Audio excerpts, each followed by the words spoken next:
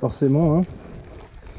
Étant équipé du système Georide, pour ceux qui l'ont, ils savent que ça bouffe toute la batterie. J'ai pas pris avec le coupe-circuit. Voilà, après confinement, elle est restée, elle s'est vidée totalement, la bête, mais bon, la connaissant. Voilà.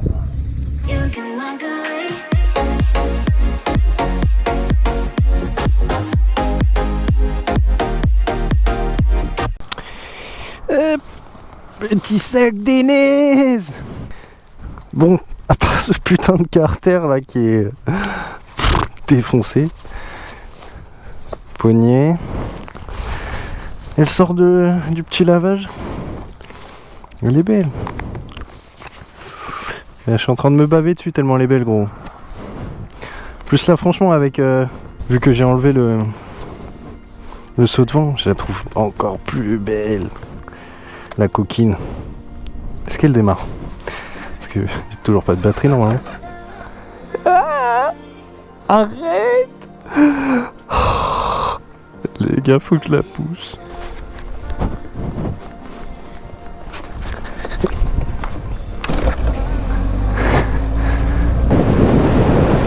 Et vous imaginez même pas le plaisir que c'est pour certains. Oh là là. Le plaisir du deux roues, ça n'a rien à voir.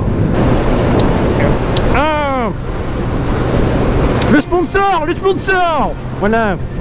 On va vite fait récupérer la petite manette. On va récupérer la manette Xbox. Hop, chez ma mère. Et on file chez le poteau. On va se faire... je suis un peu à la bourre parce que normalement on devait mater la Bundesliga, la reprise de la Bundesliga ensemble. Voilà, il est 16h19 gros. Pile à l'heure. Pour t'expliquer un peu le contexte, quand je suis tombé en fait, donc je prends un virage, une route que je connais par cœur. Donc vous voyez, les statistiques elles ne mentent pas. C'est les routes que vous connaissez par cœur sur lesquelles il y a des accidents. Voilà, donc je connais la route par cœur, j'y vais comme d'hab, et je prends le virage. Il fait un temps humide mais il pleut pas.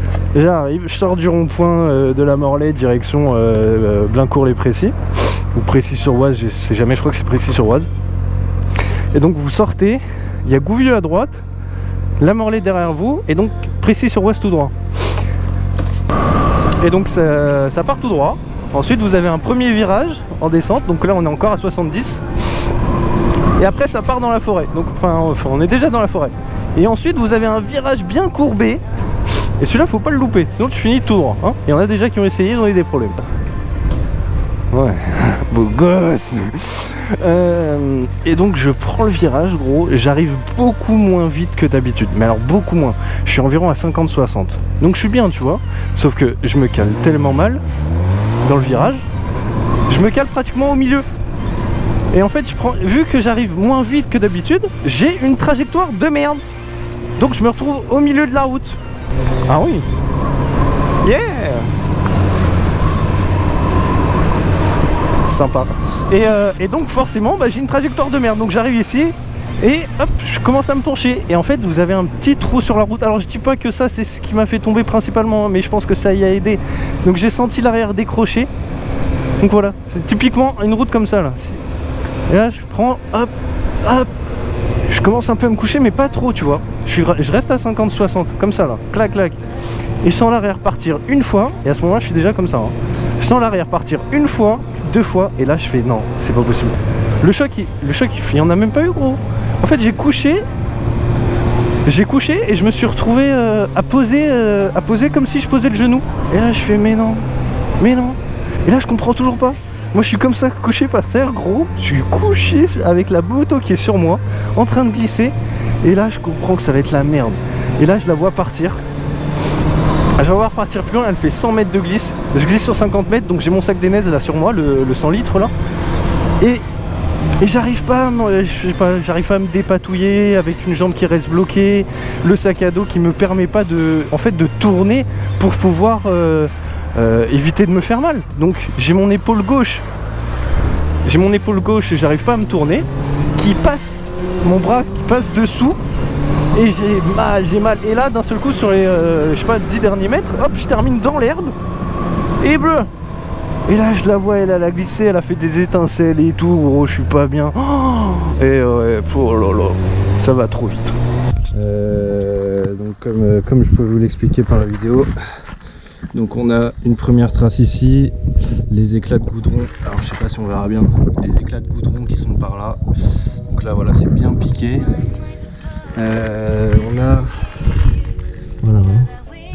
le cale-pied qui a bien pris, perdu une vis, là ça a vite fait un peu frotter, lui qui a été tordu, ça c'est ce qui a sauvé le reste de la moto. Le carter, on voit même plus Honda gros. Ça a poqué ici, j'ai quelques traces de gravillon et le plus dur c'est ça, c'est le guidon et poignée d'embrayage. Sinon après j'ai un petit gratte ici, mais voilà, sinon dans l'ensemble je m'en sors vraiment très bien. Bon, ça fait pas plaisir de voir ça là, hein, ça fait pas plaisir du tout, mais bon. Ouais, du coup, là on est samedi 16 mai, il fait beau tout le week-end, donc demain c'est gros roulage, demain je vous emmène avec moi, on va aller découvrir un petit peu les routes du Limousin. Ah gros, elle voulait pas partir, je comprenais pas, je suis putain ça marche pas, ça part pas, et le Komodo là, putain comme s'il était mis sur coupe-circuit, le clignotant, putain. Ouais, putain, ça met pas le clignotant pour sortir. Oh, mais qu'est-ce que c'est? Oh, mais c'est un beau gosse. Oh, mais qui est comme ça, il se pougne là. Il va te pougner ailleurs. Encore un beau gosse. Oh putain. Oh putain. Un autre beau gosse.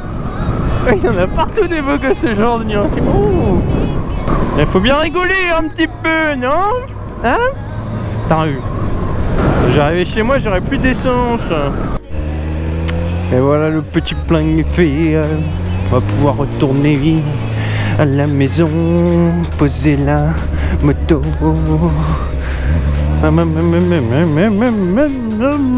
Je vais donner du 98 à boire, frère. Ouh, là, elle va kiffer là. Oh putain, le domac de Aix, il est rouvert. Oh putain.